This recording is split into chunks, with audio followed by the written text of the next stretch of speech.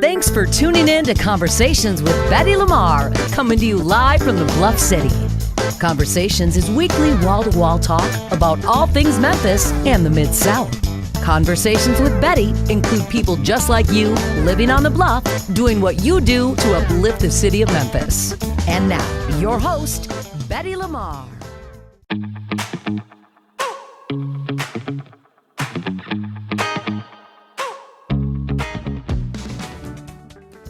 Thank you for tuning in to Medical Talk. I'm your host, Betty LaMarr. Today we're talking about what it is really like after having a loved one that is diagnosed with a serious medical condition with my very special guests, Dr. Chuck and Deneen Lester. Well, hello and welcome to Medical Talk. Thank you so much. Well, we are so glad to be here. Well, I'm so happy to have you here. Yes. And for those of before we jump into this, because this is really good, I've never had a husband and wife team up with me, okay? Right. And she'll probably do most of the talking. Yes, yes. Oh, no, you've been with us. This is what I was just getting ready to say. A lot of you all probably remember Dr. Chuck Lester. Yes. Because you joined me back in when COVID was like raging. Oh, right. And absolutely. I had you on, you was remote with me. Yes. And I said, I want to have him back because all my guests that I had to film remote back then because they didn't want nobody breathing in here with me. Yes. I wanted to have you back. Understandably so. Because I want to follow up with, because we was talking about long hauling and everything. Yes. So anyway, everybody, today, what we're basically talking about is what is it like when you have a loved one? Because I remember seeing you in the back of the ambulance. Yes. When they was taking him off to the hospital. Yes. When he was saying he didn't want, don't put a Drake in me. Okay, we're going to get into that too. He sure So did. we're going to talk about that because I know you had a lot of feelings going through that, and then you also had some medical challenges of your own. So to get this started, I want to start with you, Dr. Deneen Lester. Tell our viewers and our listeners who you are as it relates to our topic today. All right. Well, I am Dr. Deneen Lester. I am a 33-year human resources professional. Okay. And currently serve as the human resources executive leader for the Salvation Army, Memphis and the Mid-South. And I host a talk show, which is called Let's Talk HR with Dr. Deneen. And so I am here today because of the illness of my husband. Okay. Well, Dr. Lester, Yes. bring our viewers back because you're still on my cover page on my Facebook. So we haven't let you go yet. Well, I thank you Because for we're so that. proud of you and Thank just what you. you went through was like, oh my God. So Thank this, you. for our viewers that may not have seen the show, tell them who you are. Well, thank you. And let me tell you, I appreciate you. I appreciate you for reaching out during that time, for not only looking out for me, but looking out for others in our community. And that's what your show did at that time. It was a very crucial time for education on COVID and everything, and you just nailed it. And I appreciate you, and I appreciate all you do for this community with diabetes and everything that you do. Thank you. But I am Dr. Chuck Lester, and I'm a COVID survivor. I was diagnosed with COVID in 2020, and I came on your show in 2021. I survived. On the 6 of us in the hospital that I was in, made it through. 6 of us that were on ventilators. It was 64 total that year that was on life support due to COVID, and 6 of us made it. So I'm the executive pastor at Christ Missionary Baptist Church under the leadership of Dr. Gina Stewart. Okay. And I currently serve there, and I also serve as backstage help for my wife for her talk show. And I'm just glad to be here. Okay, great. Now, Miss Lester, Yes, ma'am. we're going to go back since he mentioned COVID. Because I always wondered, because he spoke about you so highly and when he was going through his Yes. crisis and how you was there for him. And it was just always like, I would love to ask her, what was that like for her? Like he mentioned before, when you would get a phone call, you didn't know if it was to say that he was gone or if he was getting better. Take us there. Take us to the moment when you knew not only that he had COVID, but it was serious. COVID. Serious. And so much so, it was a serious condition. But here's the thing. He walked out of the door laughing and talking just like you and I. 2 hours later, he was on a CPAP machine. 2 days later, he was on life support. Yes. So it happened so fast. I had a bundle of emotions going on. The first one was that it was disbelief, because I saw him walk out. I saw him get in the ambulance. I saw him, and then I felt a sense of helplessness, really, because at that time during COVID, no one could go to the hospital. Right. No Ooh. one could visit. That was devastating. It was devastating. So helplessness. I didn't know what to do. I'm a fixer. I like to fix things. So I was not able to do that. So I was in that state for days. Okay, now I got to ask you about this, because I would never forget this on the show, Dr. Lester, when you said, I told them, do not put that, what do you call it, the ventilator or whatever. I told her, do not, no matter what. Do not put me on a ventilator. Yeah, just let me just go on the Glory. And you probably would have went to Glory had it not. Now tell me about that, Absolutely. Miss Lester, how you intervened Yes. and saved him. Yes, he always said, I do not want to go on a ventilator. Do not put That's me on a right. vent. I don't want to trach. Just, I don't want to ever do this. And he made it clear to the doctors. The doctors came in. They said the same things to the doctors. Well, when push came to shove, my answer was, put him on the ventilator. Right. No questions asked. Okay. So, honey, I had to go against you for a minute. I'm there. glad you did. And I'm glad you did. Yes, ma'am. So, yes, ma'am, I had to go ahead and take that lead and make that decision for him. Okay, so we have like about 1 minute, but this is what I want to know, and then we're going to take it out to a break and come back. So, Dr. Lester, when you realized Yes. that you was on a vent, Yes. I know you was probably too sick to really think, but did you have even a thought when you woke up and knew that you had a vent? I did. The first thing I wondered was what happened. Okay. And then they told me I was on the ventilator and everything. They called my wife. Did I want them to call my wife? And I told them yes, and then I thought, she had this done. She did this.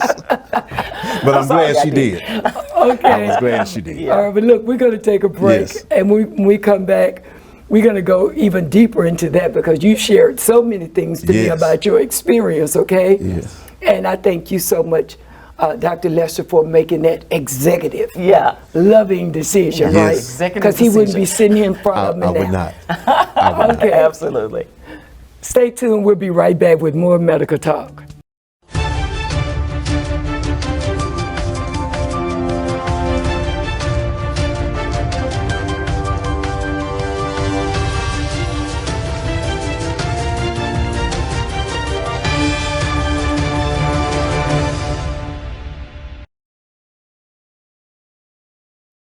We're having a candid conversation about what it really feels like when a loved one is diagnosed with a serious medical condition with Dr. Chuck and Dr. Deneen Lester. Okay, welcome back again, everyone, to Medical Talk. Now, Dr. Deneen, Yes, ma'am. I want to talk a little bit about some of your medical challenges, because, people tend to think that men don't feel anything, because they were sort of raised up from little boys being sort of like that. So now I can jump over after you tell us about your medical crisis. Okay. I can ask a man, All right. a real man, his feelings when you went through your situation. Okay. So tell us about yours. Well, before meeting him, I was diagnosed with breast cancer. I'm a 23-year breast cancer survivor now. Okay. But in 2016, I was diagnosed with heart failure. Had no idea. It's funny how it happened. I was sitting on the couch on a Monday night. We're big wrestling fans, and we were watching Monday Night Raw. And I was sleeping. Usually I'm on 10 from the time I get up to the time I go to bed. Yes. And so I was sleeping, and he just said, woke me up. He said, let's go to the hospital. And I was fussing up, I go to the hospital. Why did I go to the hospital? But I'm so glad I did. I'm so glad I did. Actually, they found it was what is called a left bundle branch. And it's as if your blood from your heart is not going straight to the destination point. It's like going around. Oh, wow. And coming to the right place. So, yes, and had to wear a life vest for some months, and he took very good care of me. Okay, now, Yes, speaking of a man and his feelings. Yes, ma'am. Okay, so what kind of feelings were, like, what was your first feeling, or how do you put it, when you realized this was a real serious matter here? I mean, do men really, can you all really just hold it together, or do you, they should be that play, men cry in the dark? Well, So how did you handle and that? that's exactly what I did. Okay. I cried in the dark. Okay. I tried to be strong in front of her. Okay. And of course, you know, when you're married and you're attentive to each other's feelings, you know. So she knew that I was crying in the dark. Yes. But my thing was to be strong in front of her, but I would step out of the room and go to the stairwell of the hallway and just cry there, because it hit like a ton of bricks. Yeah.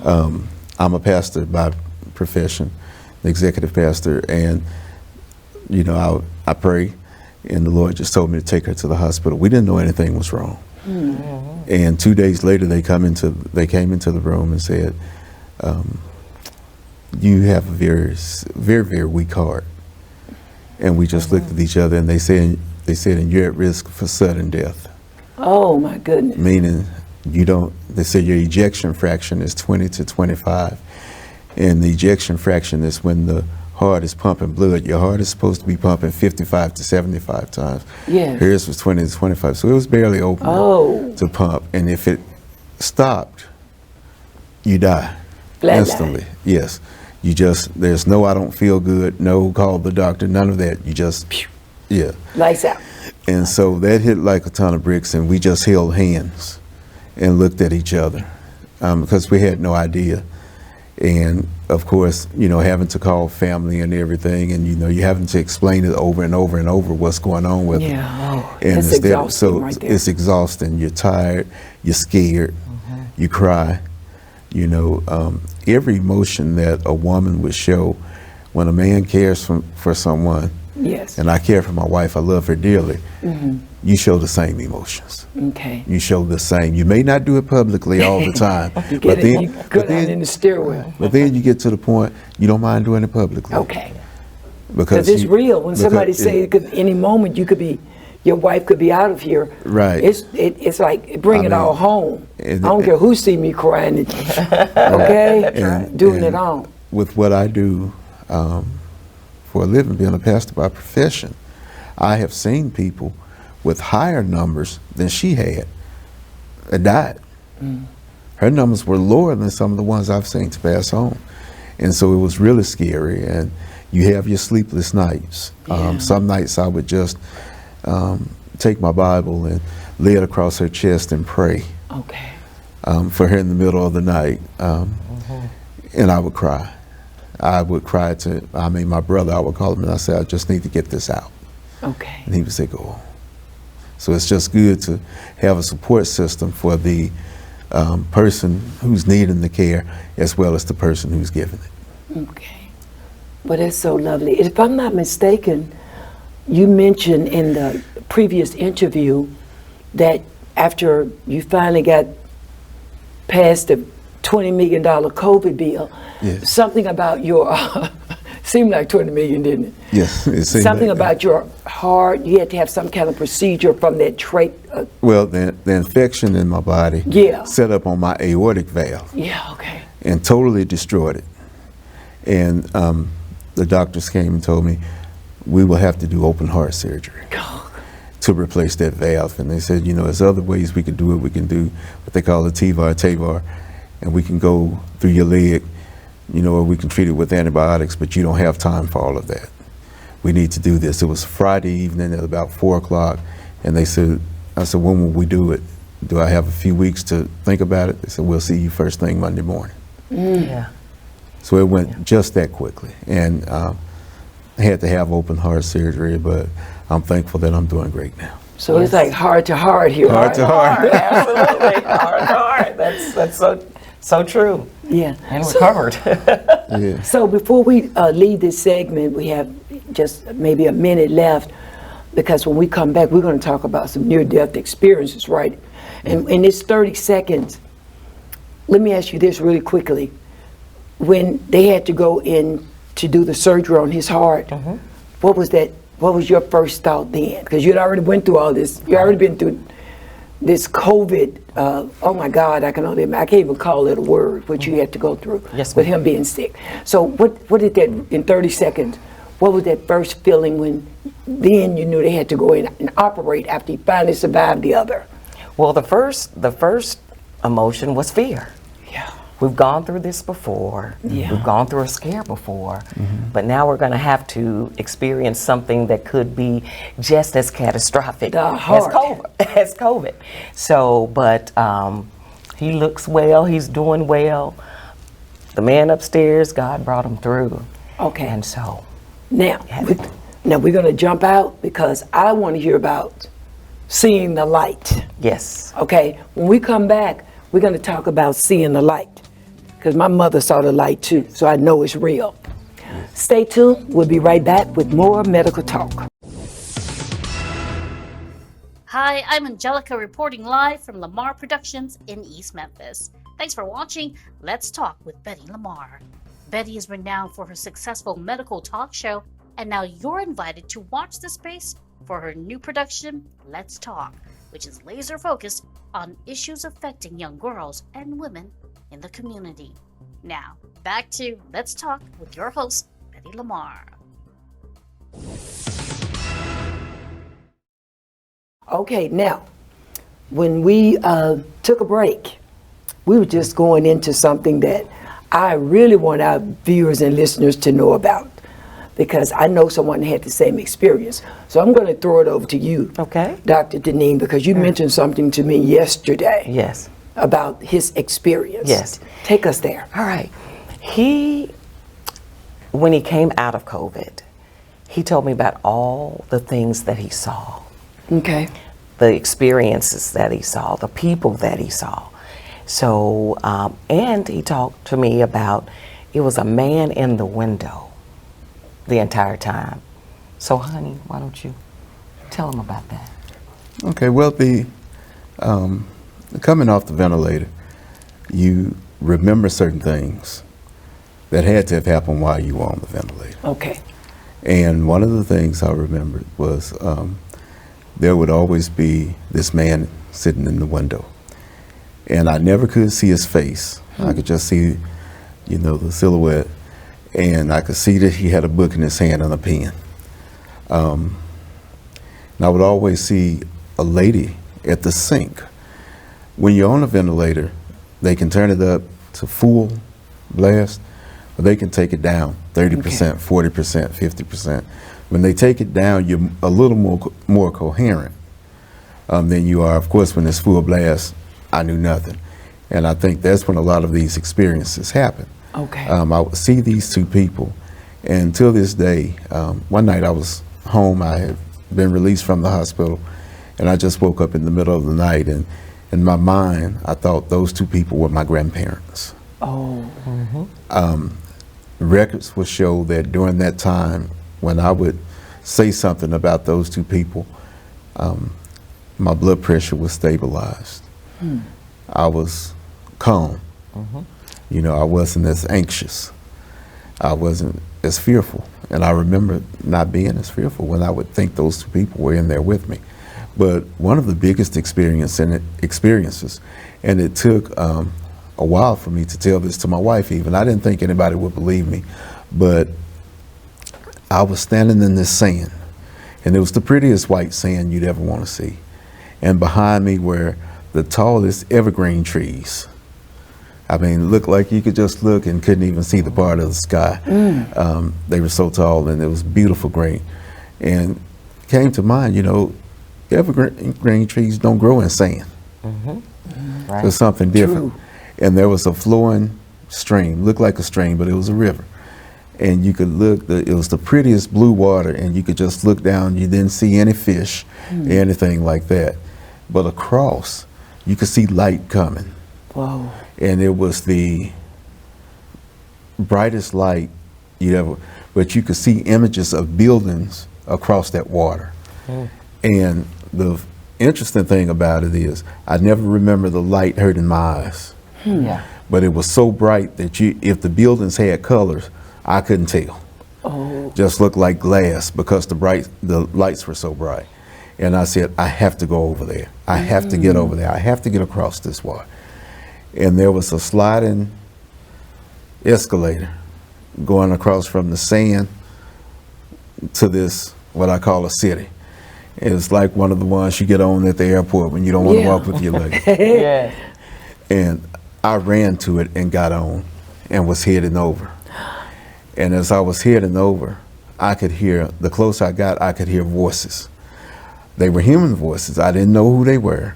I couldn't tell what they were saying, but it seemed like everybody was having a good time. Okay. And I'm getting goosebumps here just thinking about it. I do every time, even though it's been a little bit of time. And I was about 3/4 of the way over, and my biological sister, her name is Sydney Kerr, said, I heard her voice in all of this. And she said, Chuck, come back. Chuck, you fight, Chuck. You have to fight. And I said, that's my sister. And I turned around, and the escalator started carrying me back towards the sand. And that was an experience that, till the day I leave this earth, I would think, that was glory. That was paradise that I was looking at. But it just wasn't my time to get all the way in. Yes. I got a glimpse of it where I could come back and tell people that there's life after this, and better life, and there's happiness after this life. Yeah, and I need to, and Betty LaMarr would be inviting me on her show, so if I go on over, I won't, you know, be on the stage with her and my beautiful wife, Yes. because I'll be on the other side. But in all seriousness, when you mentioned it to me, Dr. Deneen, I immediately said, I believe it, because my mother had that same experience. And like you said, you heard your sister's voice. Yes. My mother she was very, very young, went in surgery and something happened. And she said it was this beautiful light, and you want to really just go with it because it's so peaceful, Yes, so beautiful. absolutely. And she said, you just want to go. Your spirit just want to go. She said, but she heard this voice that reminded her, I have my babies. Yeah. Who's going to take care of my babies? Yes. And she came, in her whatever way she came back. She just said, but I came back. When she came back to herself, she was still on the surgery table. Wow. Yeah. But she didn't go with the light. And I was telling Miss Deneen, I said, until she died, I was probably 48 then, she always still called her babies. Yes. Oh, yeah. You know, she didn't want to leave her babies behind. Right. Otherwise, she said she would have went with that light because it felt good. Yes. So anyway, I want to thank you all so much. You know, before we know it, 30 minutes is gone, right? It But is. I want to thank you all so much, and I'm so proud of you, sir. Thank you. And I feel like if faith have anything to do with it, Yes. I'm definitely looking at it Yes. right now. And Absolutely. can I just take 1 second to just publicly thank my wife? Okay. Because like you said, if it had not been for her making the decision, going against my decision, Yes. I would not be here. So I just want to say on the show, husbands, listen to your wives and trust your wives, because they truly know what's best. And I can also say, trust your spouse, trust your husband, because had he not taken me to the hospital that day, I probably wouldn't be here today. So thank you so much, honey. Well, hallelujah. All righty. Thank you all so much. Thank Dr. you. Chuck and Dr. Deneen Lester. Thank you. Thanks for watching Medical Talk with Betty LaMarr on GHS TV. Remember, you can also watch Medical Talk on Fridays at 9:30 p.m. on Channel 17. For more information on our programming, please check us out on the web at ghstv.org but we're streaming live 24 hours a day. You can also contact us on Facebook and Twitter. I'm Betty LaMarr from all of us at GHS TV. Thank you for watching Medical Talk, and I hope to see you again.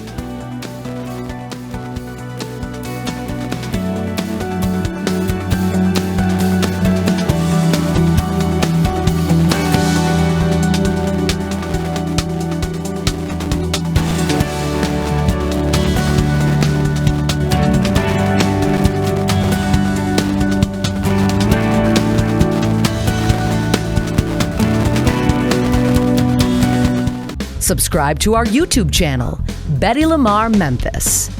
We'll talk to you next week on Conversations with Betty LaMarr.